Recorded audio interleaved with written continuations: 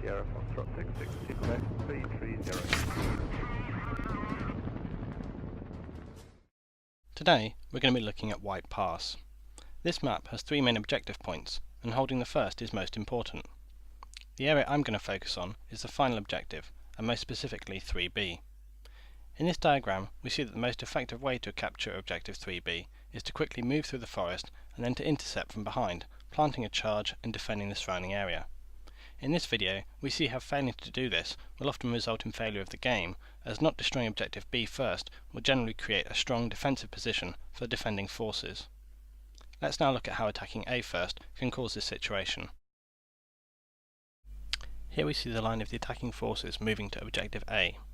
They focus on the main routes to and surrounding the enemy's site. Target A is a very easy one to destroy because it is in a destructible building. Destroy the barn at A and you gain that objective. So this is really not a priority for you to focus on. It can easily be taken down in a few minutes using a barrage of mortars and portable rocket units like the Carl Gustav. In our diagram we see how once the attacking force have destroyed A, they are then forced to capture B as the only remaining target. This has now become almost impossible as the defending units will spawn almost on top of the objective and it must be manually destroyed as it is placed outside of the building. We now will see two sections of game, the first being a loss and the second a win. The weapon I'm using today is the FN F2000. Holding a 30 round magazine, it's capable of firing up to 850 rounds per minute and carries a tactical grenade attachment. It's a very versatile weapon, allowing for accurate use at all ranges. However, due to its moderate ballistic power, it's best used in short and medium ranges. A location such as White Pass is ideal for the F2000, as its fast fire rate and medium range enemy contact place it well for handling most situations.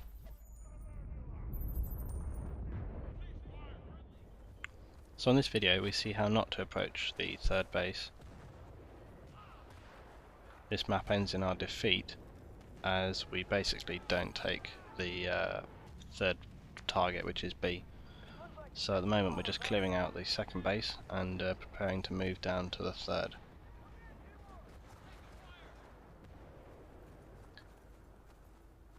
Now our team for the most part have been fairly good, fairly forward, but as I've mentioned in previous videos and also some written tutorials that I made about things, momentum is really important in a game, and this momentum is especially important on bases like this at the end of a game where you really have to push forward quickly to take the element of surprise and get down on them. Now I think Lethal was actually calling for an ammo box there, which I dropped, and I started moving that way only to get caught out by this guy. Quite a few of their players were moving around behind us in this game, trying to catch us out, pull us back, slow us down, and you see Cody get taken out very hilariously there. Not that hilariously though, because obviously I'm not laughing, but it was funny at the time. So we're heading down to the base here.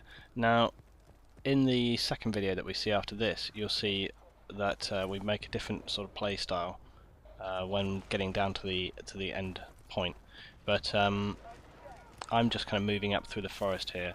I was on the way to B, but watching it back I really think that I don't push hard enough, because I get to this point here and I'm sort of covering the area but I'm really not moving forward.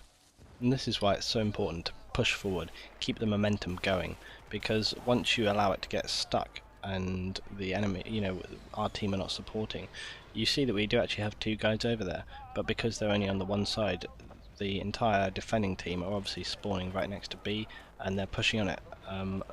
We really waited too long at this point, even though we sort of made a push at the start here, and we can see we're making some forward progress. We really didn't put enough into it. We didn't get down around the back there, as you will see in the next game. And it obviously varies from game to game. You're going to get teams that are going to defend very, very hard, and teams that are going to not pay any attention at all to the target. So it varies from game to game, and you can't sort of just say, oh yeah, we destroyed them, so it's we're the best. There's going to be times where they're just defending too well, or they get themselves set up too well, or your team are not supporting yourself. There's so many variables. And this is why, you know, when you see people in games talking all big about how good they are, there's so many variables in games. There's so many things that can happen, can go wrong. Even if you're playing your best game, it can still, you know, not happen depending on what the rest of the team are doing. And especially in a game like Battlefield compared to COD. And I'm not trying to compare the two at all, but what I'm saying is that if you've got a full team as opposed to a team full of public players, I think most people know that it's going to be a completely different ball game. And that has directly affected what's happened in this game, because we tried to get on B, and this is the point that I've been trying to make. Because the guys went for B first, and it proved a bit tricky. Now, they really could have done with persevering there, and I could have done with supporting the team a bit better here, because I haven't pushed enough, I didn't get around the back enough, so it's a really good example from my own mistake as much as the team's mistake about why you should go to that target first. Because now we're in a situation where A has gone down, and the only target that they have to worry about is B, and they can just set up around it, and even if they die, they're going to spawn right on it. So, and even now, like, our teammates, one of our fantastic teammates has managed to get a plant on it, but because we haven't pushed down to that point enough, there's no way that we're going to be able to hold it. And the thing is, even if anybody does manage to get a plant, there's so many of the enemy team there that they can defuse that fairly safely. I wouldn't have thought they would have too much problem with it as long as they're paying attention. And things don't get much better for me as I'm going through here. It does start to go downhill a bit, I think. Because once you get to this point, people get desperate. That's the other problem, is that the more desperate you get, the more people panic, the more people rush and don't pay as much attention as they perhaps normally would. I do make a bit of a run for it here, try and get down here, but I think I'm the only one that's heading around this way, and you can see, look, there's 1, 2, 3, 4, 5 guys to my left, and this guy coming up behind me. And we only have a few hit points left in the game now. It really does get very difficult. So that's the thing, just to keep the momentum up and just push very, very hard. And keep pushing hard, and, you know, strafe around, don't all go the same way. Break through, get behind. And we'll see that in the next video.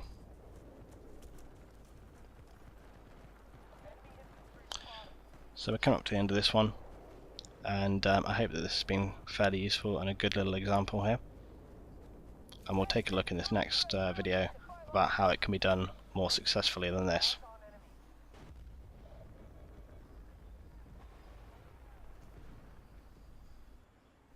So even though we're near to the end of the game, we've only got 18 hit points left, we're still pushing on B, and our little team here are moving down on the right. Our three-man team are moving in, and we've even got some of our other teammates as well. And the point is that it's just as hard to take B now, theoretically, as it would be if we went straight in, as you see on the next. But the point is, they don't have two targets to focus on now, and they also don't have the element of surprise that it's the start of the round. You know, they're maybe not expecting people to hit it that fast. That's the thing. And now that they're set up, you see just how difficult it is. I come on this corner and there's like 5 guys sitting right on it, 2 behind me, and we had about 4 guys go in there, and we all got taken out. It's very, very hard. So it just goes to show. I think the key point really is that even though you may not get it every time, you've got a better chance. That's the thing. You've got a better chance of doing it if you get in there fast and you get in at the start, rather than letting this happen now where we're basically stuck. So let's have a look at the next round.